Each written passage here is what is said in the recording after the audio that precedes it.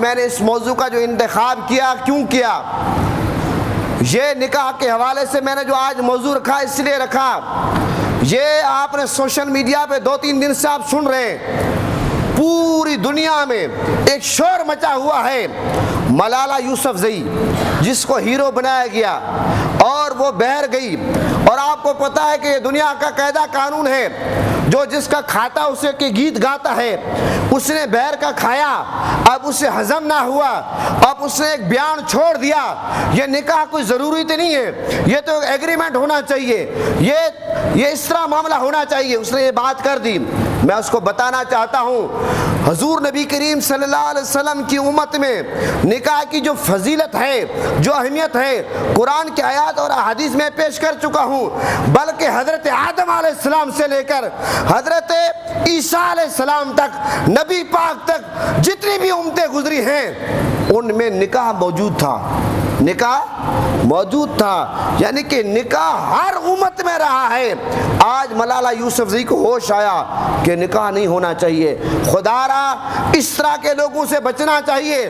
یہ جو ملالہ یوسفزئی کا بیان ہے، میں آپ کو بتانا چاہتا ہوں، یہ 8 مارچ میں خواتین نے جو ایک مارچ کیا تھا کہ میرا جسم میری مرضی، انہی میں سے ایک 80 سال کا بوڑھا تھا، اس نے ویل چیئر پہ بیٹھنے والا، اس نے کہا تھا کہ نکاح کوئی ضروری نہیں ہے۔ یہ کڑی سے کڑی مل رہی ہے۔ پتا چلا کہ یہ جو خواتین پریس کلب کے سامنے موم بتی مافیا 8 مارچ کو بہر آ جاتا ہے، تو اس موقع پر کہتے ہیں کہ میرا جسم میری مرضی، میں شوہر کے تابع نہیں ہوں۔ مختلف طرح کی جو وہاں عبارات لکھی ہوتی ہیں، اور پوری دنیا، پورا میڈیا، 10 خواتین ہوتی ہیں، ہمارا میڈیا ان کو دکھاتا ہے۔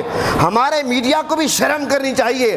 آج اگر کوئی اپنے حق کے لیے، حق لینے کے لیے باہر نکلتا ہے، ان کی تعداد ہزاروں میں کیوں نہ ہو، میڈیا نہیں دکھاتا، لیکن 8-10 خواتین، 15 خواتین پریس کلب کے سامنے کہتی ہیں میرا جسم میری مرضی۔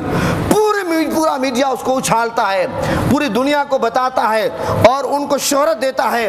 محترم حضرات، کتنی افسوس کی بات ہے، کڑی سے کڑی مل رہی ہے۔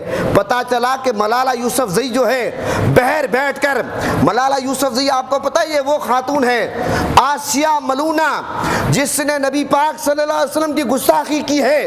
پچھلے دنوں میں نے ایک پکچر دیکھی ہے، پتہ نہیں بہر کا کوئی صدر وزیر اعظم ہے یا کوئی سفیر، اس سے یہ اسرائیل کا اس سے مل رہی تھی، ملالہ یوسفزئی ساتھ تھی، آسیہ ملونہ کے ساتھ تھی۔ تو یہ ملالہ یوسفزئی یہ اس وقت کیا کر رہی ہے؟ اس وقت ہمارے حکمرانوں کو چاہیے تو یہ تھا کہ ملالہ یوسفزئی کو فوراً بلاتے اور اپنی اوقات دکھاتے کہ تجھے پاکستان نے عزت دی ہے، تجھے بہر بھیجا ہے تعلیم کے نام پر، آج تو نے شریعت محمدی کو کچل دیا۔ تو محترم حضرات، نکاح جو ہے یہ نبی پاک صلی اللہ علیہ وسلم کی سنت ہے۔ آج والدین کو نکاح میں تاخیر نہیں کرنی چاہیے۔ حضور کی حدیث ہے کہ نکاح سے آدھا ایمان بچ جاتا ہے اور باقی آدھا ایمان تقویٰ پرہیزگاری جو اختیار کرتا ہے اس کا مکمل ہوتا ہے۔ نکاح ہمیں کرنا چاہیے۔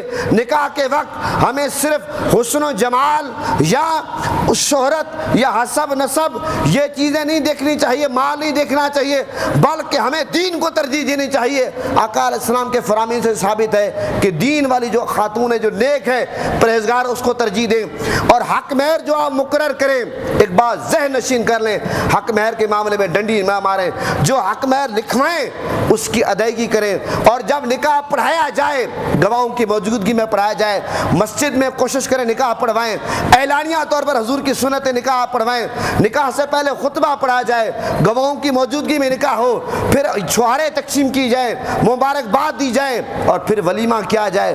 ولیمہ کرنا بھی آقا علیہ السلام کی سنت ہے۔ حضور نبی کریم صلی اللہ علیہ وسلم نے خود ولیمہ کیا ہے، لیکن افسوس کی بات یہ ہے ولیمے کو غریبوں کو بھی بلانا چاہیے، سب لوگوں کو مکس بلانا چاہیے۔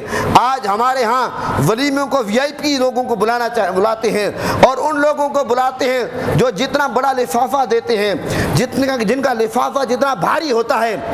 ہر شریعت کے معاملے کو ہم دنیا کے لیے ہم نے آج کر لیا ہے، ہماری بدقسمتی ہے۔ اس لیے نکاح نبی پاک صلی اللہ علیہ وسلم کی پیاری سنت ہے، جو اس کا مذاق اڑائے سب سے پہلے گورنمنٹ اس کا نوٹس لے، سب سے پہلے گورنمنٹ نوٹس لے، اور عوام تو کسی بھی صورت میں اس طرح کے لوگوں کو قبول نہیں کریں گے۔ اور یہ جو لوگ اسلام کے خلاف سازش کرتے ہیں، نکاح کے خلاف سازش کرتے ہیں، یہ سمجھتے ہیں کہ ہماری ان سازشوں سے، ہمارے ان ٹویٹ کرنے سے، ہمارے ان بیانات سے اسلام ختم ہو جائے گا، اسلام کمزور ہو جائے گا۔ یہ ان کی غلط فہمی ہے۔ آپ کو پتا ہے کہ آج پوری دنیا میں جہاں مسلمان بستے ہیں، جو خطیب ہیں، جو وائز ہیں، جو علماء ہیں، آج وہ نکاح پر بیان کر رہے ہیں۔ تو ملالہ یوسفزئی اور ان کے جو حواری ہیں، میں ان کو بتانا چاہتا ہوں، آپ کے بیانات سے اسلام نے ختم نہیں ہونا، اسلام کو مزید عروج ملنا ہے، اسلام کو ترقی ملنی ہے، لیکن آپ کو بھی یہ بیانات ہم نہیں دینے دیں گے۔ ہم حکمرانوں سے کہتے ہیں اس طرح کے لوگوں کو لگام دیں، اس طرح کے لوگوں کو پٹا ڈالیں، تاکہ ان کی جرأت نہ ہو کہ اسلام پر لب کشائی کریں، اسلام پہ یہ کمنٹس بازی کریں۔ ان کی کیا جرأت ہے؟ ایک لڑکی ہے، اس پر حملہ ہوا، اس کو ہیرو بنایا گیا، آج وہ اسلام پر کمنٹس بازی کر رہی ہے۔ اس لیے ہمارے حکمرانوں کو خیال کرنا چاہیے، خدا را اگر اسلام پر عمل نہیں کر سکتے تو اسلام کا مذاق نہ اڑائیں، اسلام کا مذاق نہ اڑائیں۔ ایسی فلمیں آ رہی ہیں جہاں خانہ کعبہ کی پکچر نظر آ رہی ہے، ایسی گیمیں ہیں جہاں خانہ کعبہ کی تصویر ہے۔ شرم کرنی چاہیے حکمرانوں کو۔ یہ ہے مدینہ کی ریاست، مدینہ کی ریاست نے جس کو ہیرو بنایا۔